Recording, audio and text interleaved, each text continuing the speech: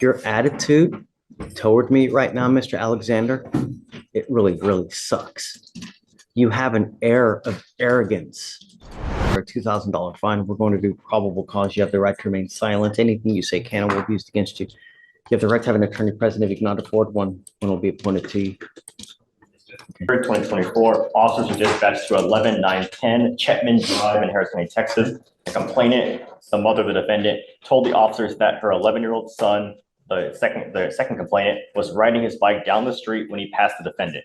Complainant 2 and the defendant know each other. When they passed, the defendant began insulting the son, and the defendant pulled what appeared to be a tan handgun from his waistband and pointed it at the second complainant while making remarks about shooting him. After the second complainant told his family about what happened, they went to look for the defendant and confronted him. The defendant reached into his waistband again, but the complainant's family was able to wrestle the gun away, which turned out to be a BB gun. The officers noted that the BB gun appeared to be very similar to a real gun in appearance. Mr. Alexander, are you here with anyone today? Sure. Who are you here with? Go grab her, please. Go grab your mom. Are you mom? Yes. Come on up. Please. Come on up, Mom. Good morning. Hi. Thank you so much for coming. No problem. Did you hear everything that happened? Some of it, I couldn't hear all of it. Let's hear it again. Okay, do you mind, please? Yes, Your Honor. Thanks. On September 23rd, officers were dispatched to 11910 Chetman Drive in Harris County, Texas. The complainant, the mother of the 13-year-old boy, told the officers that her son was riding down the street riding his bike when the son passed the defendant. The complainant and the defendant know each other, and when they passed, the defendant began insulting the son, and the defendant pulled what appeared to be a tan handgun from his waistband and pointed it at the complainant while making remarks about shooting him. After the complainant told his family about what happened, they went to look for the defendant and confronted him. The defendant reached into the waistband again, but the complainant's family was able to wrestle away the gun, which turned out to be a BB gun. The officers noted the BB gun appeared to be very similar to a real gun in appearance. Lucky he's not charged with aggravated assault. You know, they could charge you with a very serious offense where you're looking at serious time in prison. You're lucky they didn't, Mr. Alexander. How old are you, sir? You're 18. What do you do with yourself these days? Spit the gum out, man. You chewing gum? Your attitude toward me right now, Mr. Alexander, it really, really sucks. You have an air of arrogance on you. Either that or has he been with you all morning? I'm sorry? Has he been with you all morning? Yes, yes. If I drug test you right now, what's going to show up, Mr. Alexander?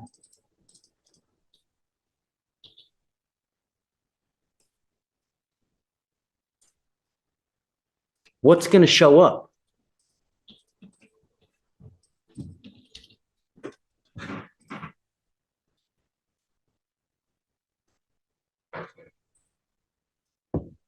I'm sending him for a drug and alcohol test right now. I'd like to know what, if anything, is in his system. We have to.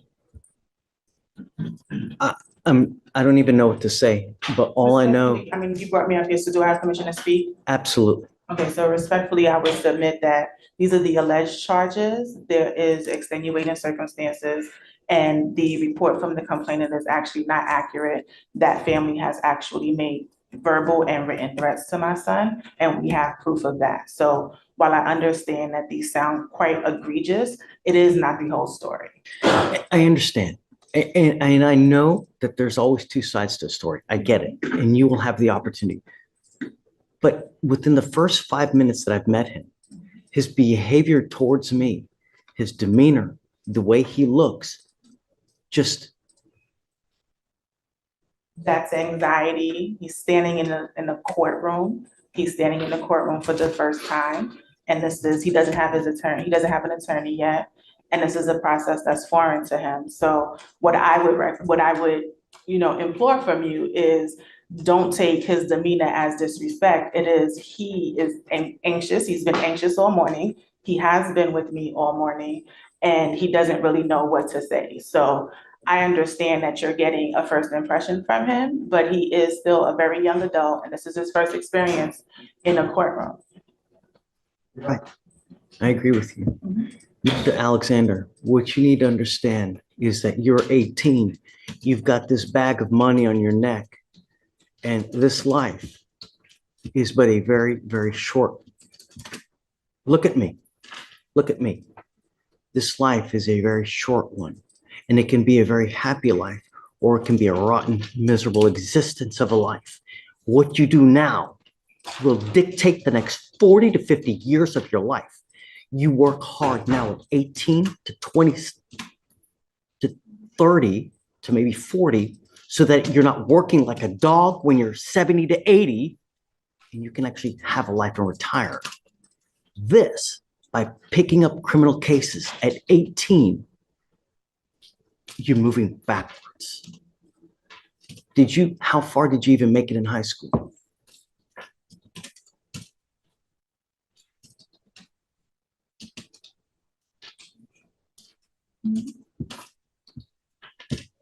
He's uncomfortable talking to me, asking me to answer. I want you to answer. I want to get to know you, Mr. Alexander. I want to know what's sorry? Said 11th grade, Your He said Honor. 11th grade.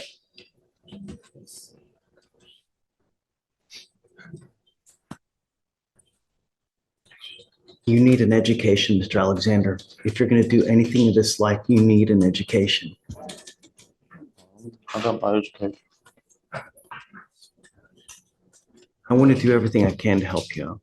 Okay? I really do. If he's smoking weed, it stops today. Okay? I'm going to drug test him right now because I want to know what, if anything, is in his system. If he tests positive, then I'm going to test him again in 40 days, give or take. The marijuana stops now. And I want him to get back in school. He either needs to be in school full-time or get a full-time job so that he's not running in the streets. Mr. Alexander, I am also making it a condition of your bond that you're not allowed to have any kind of weapons whatsoever for any reason. I can give you a lawyer to try to help you out as much as I can, and I will waive all your fees so you won't be responsible for any cost for anything. Thank you. All I want is him to be as productive and as good of a person as he can be. And starting out with criminal cases at 18 and to where he can't even talk to me, we need to change that. Do you mind if I just make a comment about the bond conditions? Sure, of course. I've done I called the complainant's mother in this case a few days ago and kind of spoke to her about what happened. And I learned that there is a history between this family and the defendant.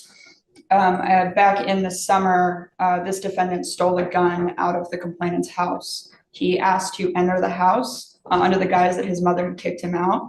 Went into one of the complainant's uncle's bedrooms and stole a gun. He FaceTimed the complainant's uncle a few days later, flashing the gun, telling them that he was going to come hit up the house while flashing the gun at him.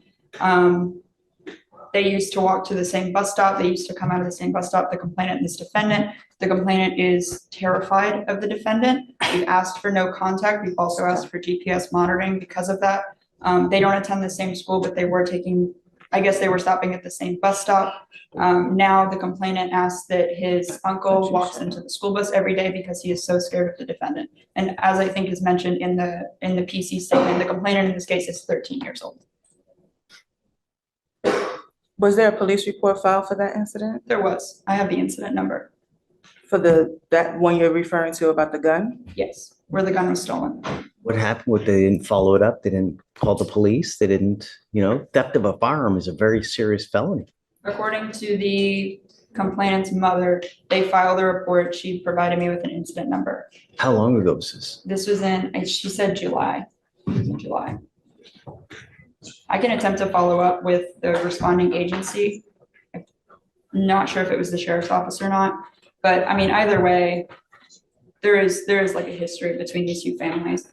And the complainant and his mother are both in fear of the defendant. So, Mr. Alexander, I would again submit that this family lives around the corner from us. We have never been approached. He lives at home with me. In July, we actually were in Panama. for his 18th birthday. We weren't even home. There was never a time he was kicked out of my house. Were you out in Panama the entire month? We were out in Panama from July 10th until the beginning of August, yes. Well, So, that's not the entire month. well, most of the month, excuse me.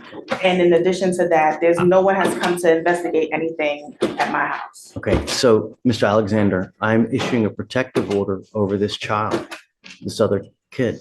You're not allowed to have contact with this person or go within 200 feet of where they live or where they work. Do you understand, sir? You're not allowed to be in possession of weapons. You're not allowed to have any kind of threatening or harassing behavior with this child. If they call back and they say that you have harassed them, then I will revoke the bond and I'm going to put you in jail. And I'm going to tell you now, I will not give you any more PR bonds. So all I'm asking you to do is stay away. No one is finding you guilty now. We're just asking that you guys separate and don't have any contact. That's it. I am going to put an ankle monitor so I know that you're not going anywhere near their house. But like I said, I'll cover the cost of anything, so it won't cost you guys anything. You must charge this thing on a daily basis, Mr. Alexander. If you don't charge it, the battery goes dead, then we will file a motion to revoke. Not a motion to revoke, but I'll revoke the bond. So as it stands now, what we'll do is I will send you now for a drug test. We're going to have you come back. I want to know what, if anything, is in it. And then I will provide you between now and then a lawyer, and we'll go from there. Do you have any other questions, ma'am? That family is in possession of my bicycle, not his, it's mine. They actually stole that from him. You know, I would like my bike back. There's proper channels to do it. I don't know how, but as it stands now, he can't go over there, can't have any contact with them That's fine. whatsoever. You know, and I would venture to guess that if you go over there as well, it's probably going to be even more bad blood. So No, I don't have any. perhaps you can find someone else, like another intermediary, that can go over there and try to get a bike back. But at this point, just don't have any contact with them. And when you come back, then we'll have you speak to someone. Okay. All right. I'm going to have you sign a go ahead. Want to do it today? Correct. Yes. Mr. Alexander, I want you to either get a job or get into school full time. But when you have too much time on your hands, you become self-destructive. Your brain craves activity. It needs activity. And when you don't challenge yourself with either school or a job or anything, then bad things are they're just gonna come and happen. You have to occupy your life. You have to do something. Where we're headed now, you're going the opposite way of how you should be doing things. This is not a good way to start at 18. All right.